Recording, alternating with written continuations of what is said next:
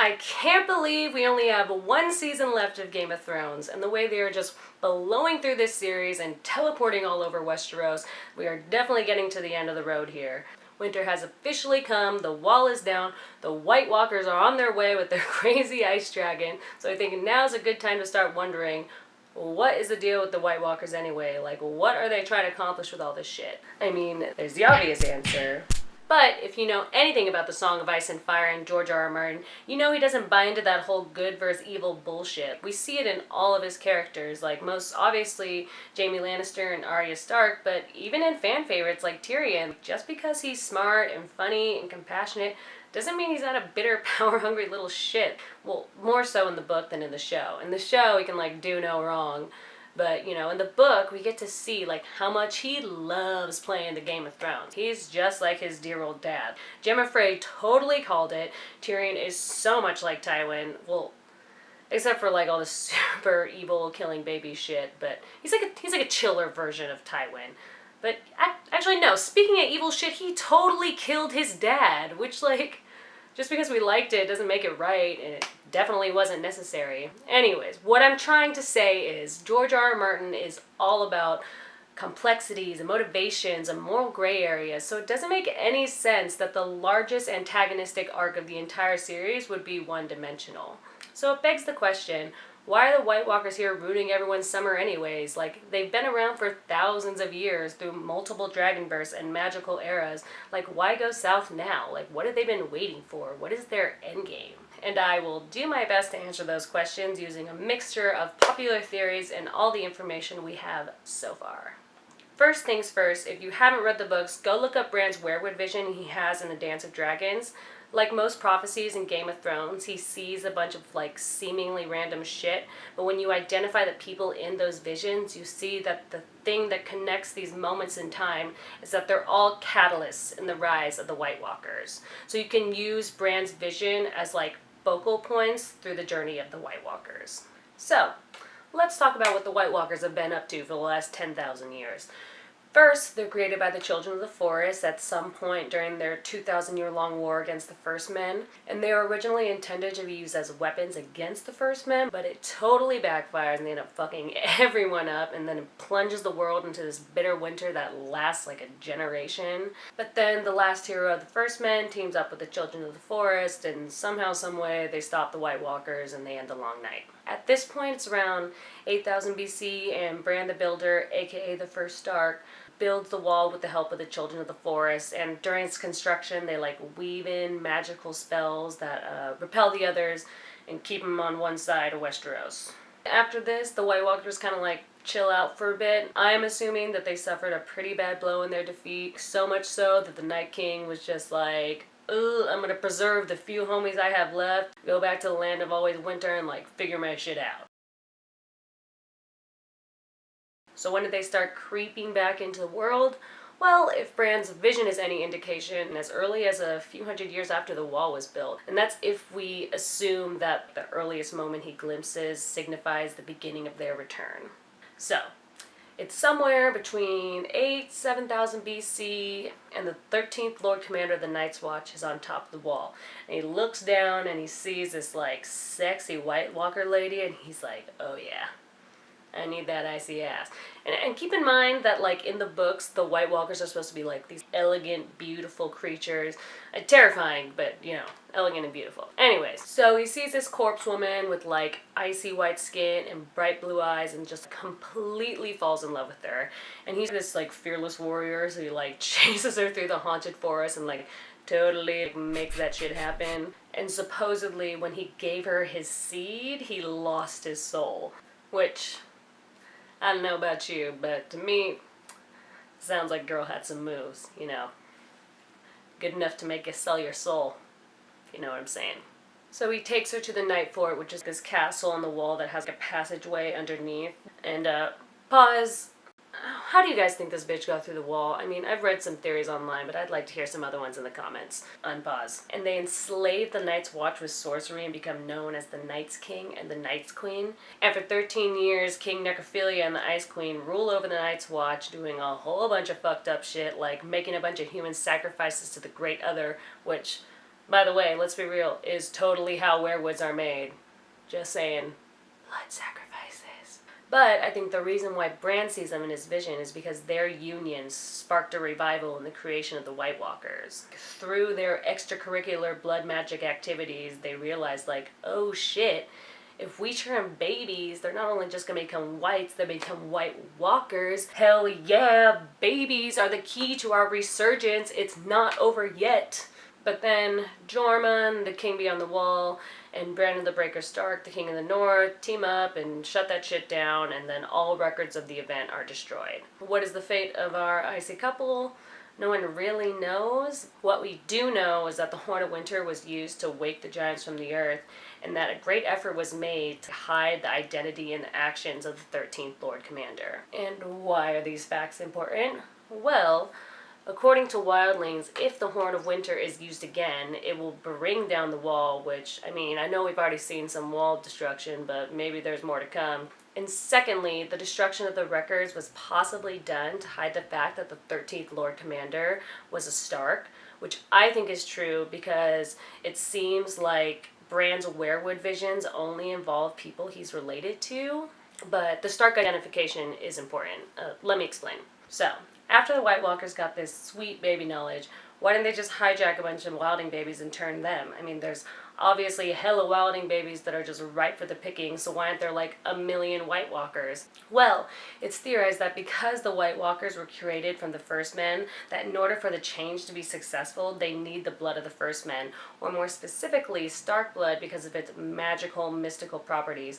Which totally makes sense because Bran the Builder totally dabbled in magic, and he's a descendant of Garth Greenhand, who's like this mythical, magical, godlike legend. And the fact that the Stark kids are all wargs is proof that that magical blood of the First Men does pass on. This also alludes to the theory that Craster somehow, some way, has some Stark blood in him, because, I mean, his babies have been working out great for the others. After this, we don't really hear from the White Walkers for like a few thousand years, and I'm guessing it's because there wasn't really any motivation or reward for venturing out of the land of always winter.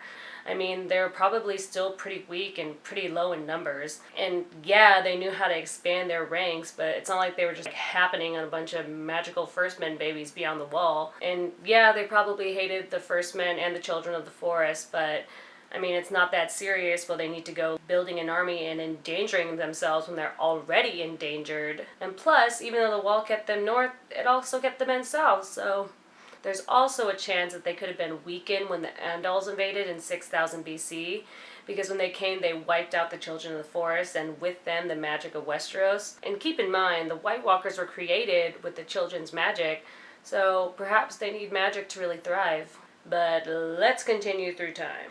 In 5000 BC, we have the rise of Valyria with their crazy fire and blood magic and their fucking dragons, and it's likely that the White Walkers were stirred by this rise of opposing magic. I mean, the White Walkers are ice and death, and the Valyrians are fire and blood. Like, it's no mistake that Valyrian steel, which is forged in their magical volcano city, and dragonglass, which is a natural substance formed in volcanoes, are the only things that can kill White Walkers. Fire magic is a direct threat to their existence, and they know it. But they were probably like, it's not that serious. They're all the way in Essos. And then, boom, Aegon's conquest, dragons are in Westeros, and we're on our next stop in Bran's Vision Quest.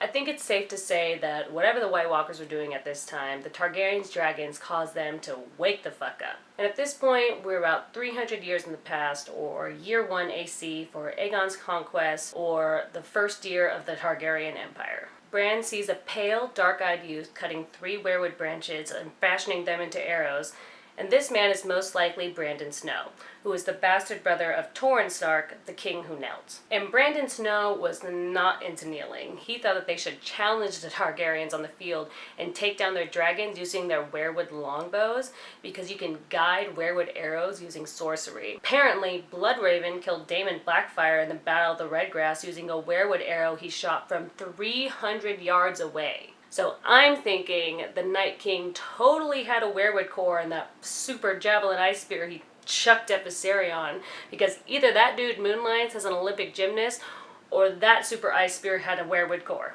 I'm gonna go with the latter. In this vision, you see Bran and Snow preparing to take on the dragons, and I think this is exactly what the vision represents. Because I think this is the moment when the White Walkers decided to prepare an army to take on the dragons. They were like, the dragons are taking over, we need to make moves, strengthen ourselves, and take these beasts on. But, you know, it's still a slow burn, because you can't just create an army of undead babies overnight. It takes time. Even though all the dragons died by 170 AC, I think the White Walkers kept mobilizing. At this point, I think they were pissed that there was fire magic in Westeros, and even though all the dragons were dead, the Valyrian/Targaryens still posed a considerable threat, like enough for them to want to fortify themselves against them. And I think this because in 212 AC, the king beyond the wall, Raymond Redbeard, got all the wildlings together to breach the wall in 226 AC, and besides for like raids and shit, I don't really see why all the wildlings would like leave their home and their lifestyle unless they were running from something. Cough cough, the White Walkers. So I think that even though the dragons were dead and the White Walkers were still beyond the wall, they were still like low-key stirring shit up, you know? Now, the next two stops on Bran's vision map are a little more mysterious, only because we don't have enough information to make strong, educated guesses, only like flimsy theories. The couple kissing could be Old Nan and Duncan the Tall, and the pregnant woman could be one of the She-Wolves or the Winter Rose. We won't know for sure, probably, until we get Winds of Winter or the She-Wolves of Winterfell novella. What we do know for sure is that the visions occur at some point between Aegon's conquest and Robert's rebellion. But if we use the markers of Sir Duncan the Tall and Lyanna Stark, we get a time period roughly between 210 and 275 AC. And something significant did occur in that time period, which I think at least one of the visions is about, and that's in 260 AC, the tragedy at Summerhall. So, 260 AC. King Aegon V invites a bunch of his homies over to Summerhall to witness the birth of his first great-grandchild, Rhaegar Targaryen. But then he tries to hatch some dragon eggs, and it's a huge disaster. This failed attempt at sorcery destroys the castle in this fiery explosion. It kills him, it kills his son, Prince Duncan, like a bunch of other people of the court. Truly a tragedy at Summerhall.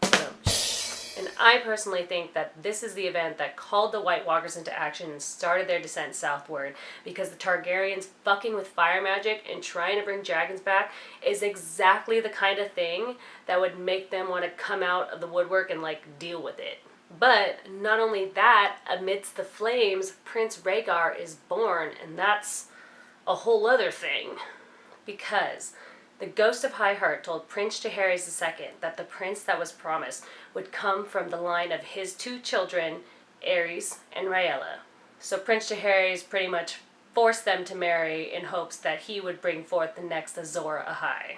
So, technically, the birth of their first son, Rhaegar, is the first step towards the downfall of the White Walkers. And since the White Walkers were formed with magic, I really feel like they're all connected to it. And so they're, like, fully in tune to all those prophecies and shit. Like, they may have their own interpretation, but they're in the know. They know what's up. Plus, probably a decade or so before Summerhall, they happened upon bitch-ass Craster behind the wall, and he had exactly the kind of babies they were itching to turn, and he was more than willing to give them up.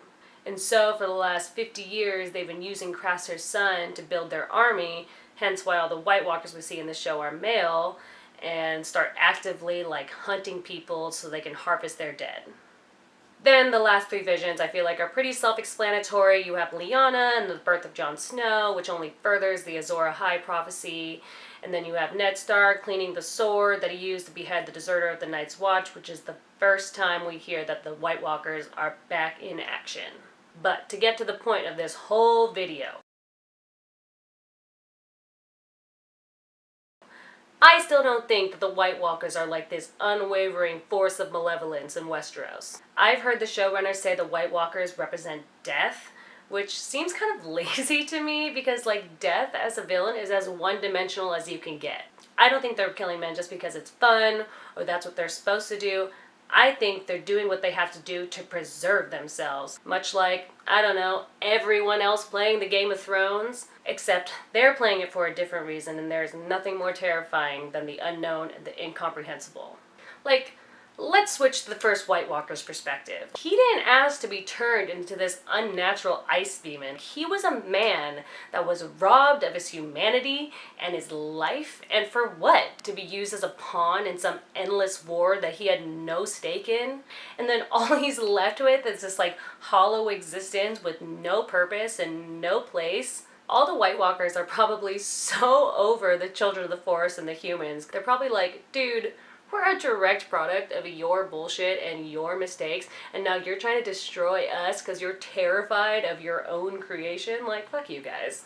But aside from that, they're probably just trying to survive. It's kind of unfair to use the baby sacrifices to like categorize them as evil, because that's what they need to do to reproduce. Like, again, it's not their fault that they're these unnatural ice demons that can't reproduce naturally. Like, they need babies to continue their existence. And what, they're just supposed to let themselves die because their only form of reproduction is looked down upon by the people who made them that way in the first place? Like, no. They're just living, man. They got a lot of external threats to their existence, and they're just responding to them. And the most direct and dangerous threat to them is Daenerys and her fiery weapons of mass destruction. They probably saw that red comet and had their own prophetic interpretation of it. They seem to have like an ice palace, like a place of worship where they contemplate their own destinies. And, you know, the Night King seems pretty hip to the scene. Like, if he can make awkward eye contact with Bran in a vision across time and space, then he knows what's up. He knows there are fire-forged weapons coming for him. He knows dragons can fuck his shit up. He knows Jon Snow and Daenerys Targaryen are gonna stir up some shit. And he knows Azor Ahair is coming. Is he supposed to just sit there and let that happen? Because from the White Walker's perspective, power through fire is the exact opposite of their idea of life. I have a feeling that when the Night King finally speaks, he'll be like, dude, I've seen it in the past, I've seen it in the future, I'm seeing it now. I'm trying to save this world from fiery destruction. The Targaryens, like their dragons, cannot be controlled and they cannot be trusted. This is just repeating history. This will just start another era where the Targaryens can use their dragons to force their rule on the world. If we want peace, there cannot be dragons. Which is totally true, but it's like, at this point we're also attached to Dany and her dragons because they've been there since the very beginning and they feel like our babies too. But like, come on, even she can't control them. Like, they listen to her to an extent, but they're their own creatures. What happens when Dany's gone? Tyrion totally called it. All you need is one asshole on the Iron Throne, and then we're right back where we started, and we're just fucking repeating history in this vicious cycle. And like, maybe that's what the Night King is trying to save us from. Bottom line, there can be no peace in the Seven Kingdoms while dragons are still alive. And maybe the Night King is here to save us all. Who knows? So who thinks Dany is going to become Azor Ahai by killing the thing she loves most, her babies? And who thinks Jon Snow is going to become Azor Ahai by killing the thing he loves most, Daenerys? Then again, maybe Jaime Lannister is going to become Azor Ahai. You should look that shit up on Reddit. It's a good read. Alright, that's it. Thank you guys for watching. I'm Daryn Wood. This is my first YouTube video, so let me know what you guys think. The good, the bad, and the ugly. I know a lot of stuff about comics, sci-fi, fantasy, you name it, so let me know if you guys want to see more.